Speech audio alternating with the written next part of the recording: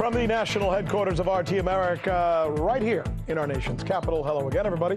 I'm Rick Sanchez. Hey, you know that term, strange bedfellows?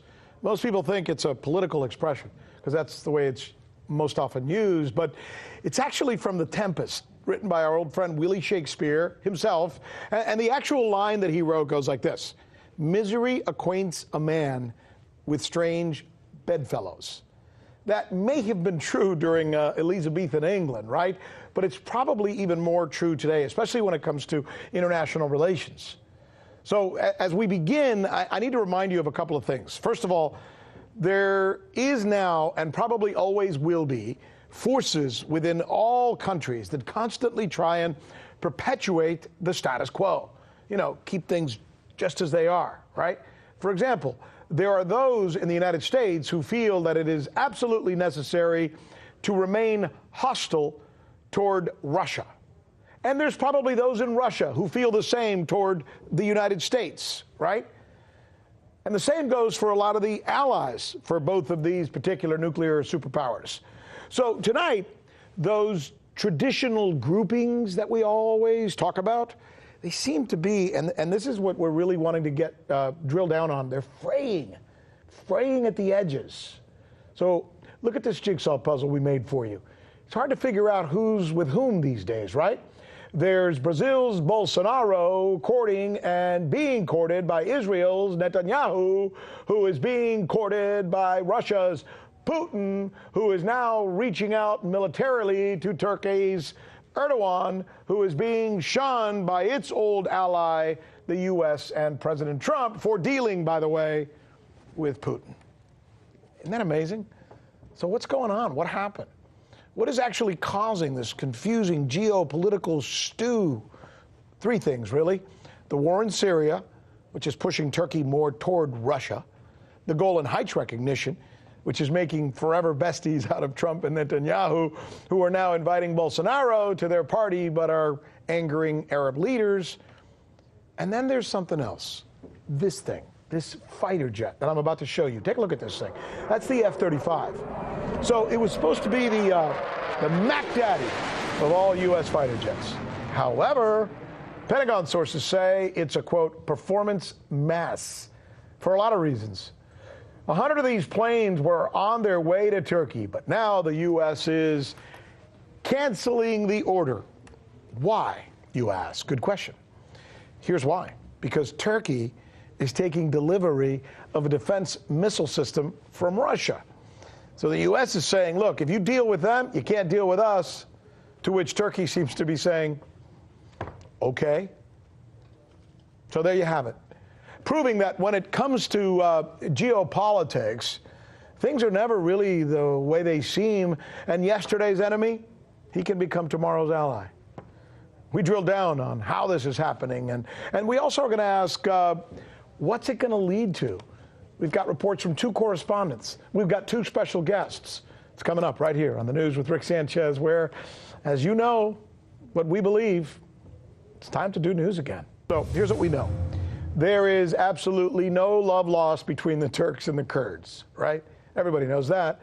Saying that they hate each other would be putting it mildly. In fact, experts tend to agree that for Turkey, the Kurds are worse than ISIS. Think about that. And now figure in that the U.S. traditionally, and the Trump administration specifically, they're big fans of the Kurds, while trying to stay friends with Turkey, trying, keyword there, who is, after all, a part of NATO. So now, with all of that in the backdrop, comes the news that the United States is going to stop shipping fighter jets to Turkey because they have accepted a deal to receive Russian S-400 missiles. This is where we begin our coverage with RT's Yulia Shapovalova. On Monday, the U.S. Department of Defense confirmed the suspension of deliveries to Turkey of equipment related to the newest American F-35 fighter bombers. The decision comes courtesy of disagreements over Ankara's move to buy S-400 anti-aircraft missile systems from Russia. That according to a statement issued by the Pentagon Press Service. We very much regret the current situation facing our F-35 partnership with Turkey, and the DoD is taking prudent steps to protect the shared investments made in our critical technology. Our important dialogue on this matter will continue. However, until they forego delivery of the S-400, the United States has suspended deliveries and activities associated with the stand-up of Turkey's F-35 operational capability. Meanwhile, the planes themselves intended for delivery to Turkey are still at a U.S. Air Force base in Arizona. Initially, a NATO ally of the U.S., Turkey, was planning to order 100 F-35 jets and had signed on to produce fuselage and other components of the next-generation aircraft. However, U.S. lawmakers moved to exclude Turkey from the program, fearing Ankara's planned purchase of the Russian-made S-400s could give the Russian system the ability to learn how to track and spot the stealth jet. Turkey is included in the group of countries where spare parts of those fifth-generation fighters are manufactured. Components are produced by about 10 Turkish companies. However, the United States does not rule out the possibility that Turkey will have to withdraw from the project, after which Ankara will be replaced. In November 2016, it became known about the negotiations between Turkey and the Russian Federation on the purchase of the S-400 anti-aircraft missile systems. In September 2017, Russia confirmed the conclusion of the contract. At the same time, the Turkish president announced that an advance payment had already been made.